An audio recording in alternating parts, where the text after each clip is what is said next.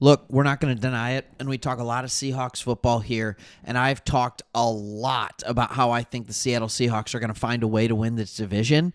I am going to stick with that. I understand that the Rams are kind of red hot right now, and I think everybody's kind of cooling off on the Seahawks.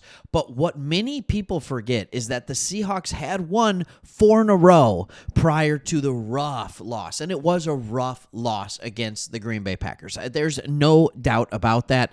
Honestly, things just got out of hand early, and there was nothing that the Seahawks could do. I will say the Seahawks were banged up. The Green Bay Packers were not.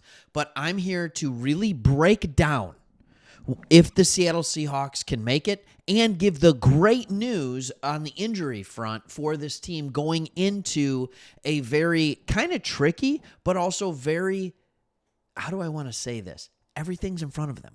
The world is their oyster. With the 3 upcoming games against the Vikings, the Bears, and the Rams, if they go 3-0 in these games, there's almost no way they don't make the playoffs. So we are going to talk about that and even win the division. So let's kind of get into that and let's see what that looks like. But first, let's talk about the injury update. All right, this is from Field Gulls.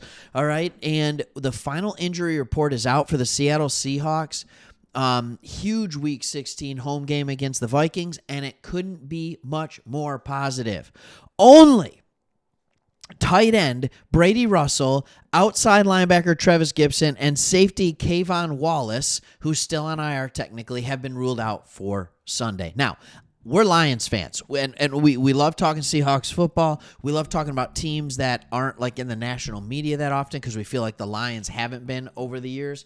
We have 22 players currently on IR, PUP, or out. So you have 3, all right? And that is unbelievably huge for this time of the year. So here's my question to you as we start this. What is your confidence level in this Seahawks team and their ability to make it to the playoffs? What do you think? Give me a 1 to 10.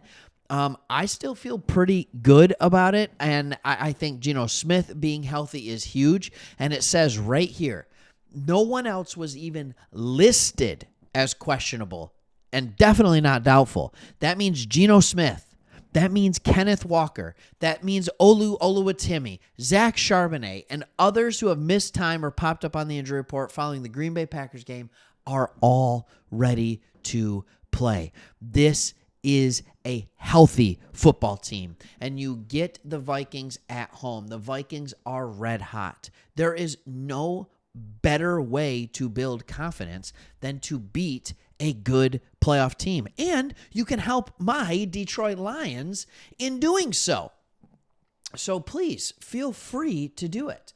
But I am here to tell you, depending on where you look, if you go to the NFL and you get the playoff picture here, all right, what you're going to see is that while the Seahawks are currently not in the playoffs, they have the exact same record, as you know, as the Rams, all right, and they are the likeliest team. If they win, they still have a 50% chance to make the playoffs, all right?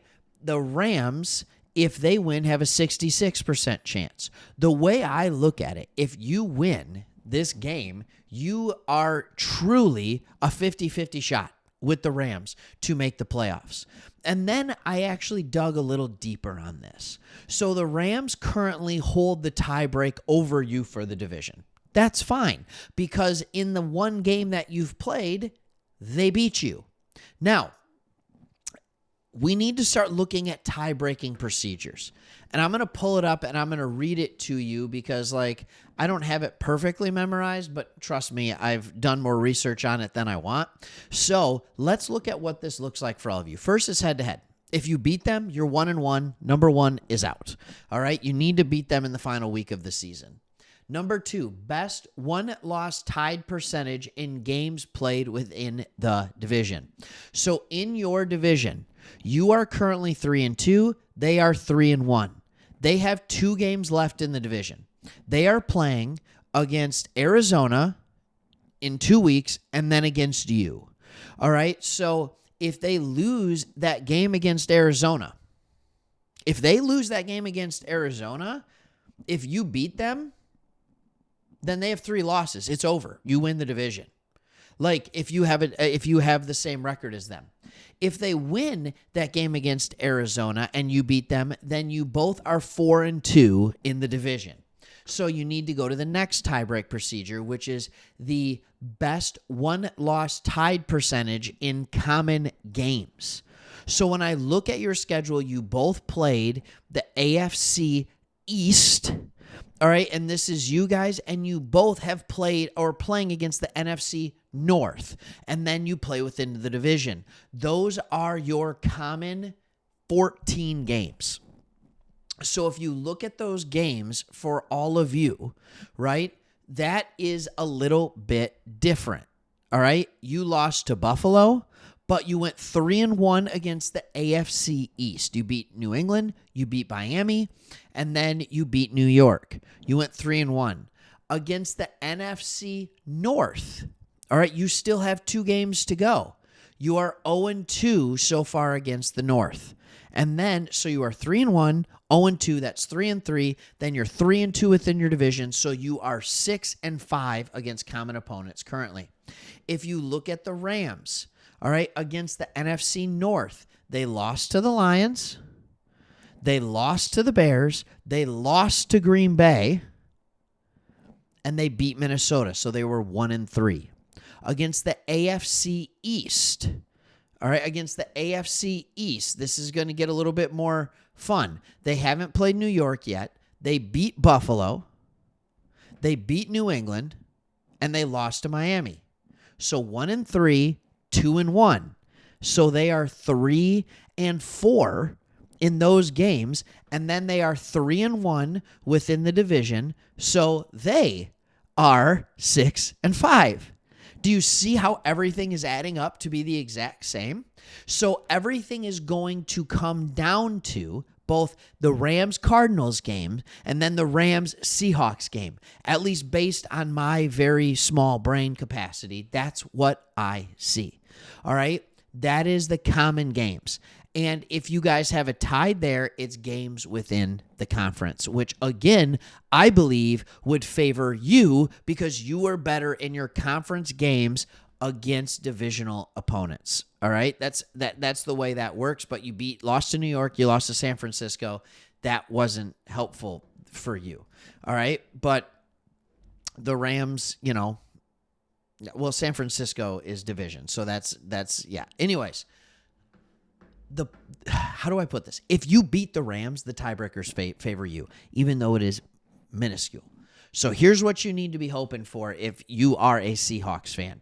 You need to hope for a victory, obviously, over Minnesota.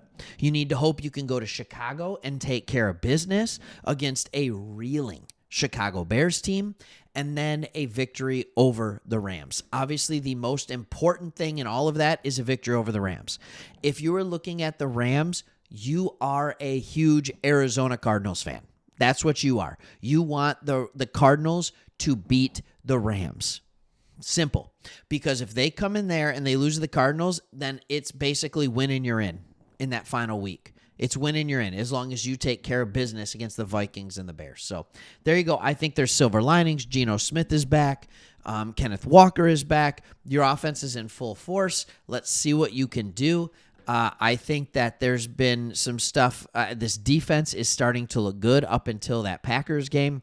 And I think that this is a team, once this offense starts to click, and I think it really could, I hope it does, then life could be really good. All right. Hey, thanks for watching. Hope you enjoyed it. Hoping for a Seahawks victory, not only for you, but for my Lions. All right. Have a good one. See ya.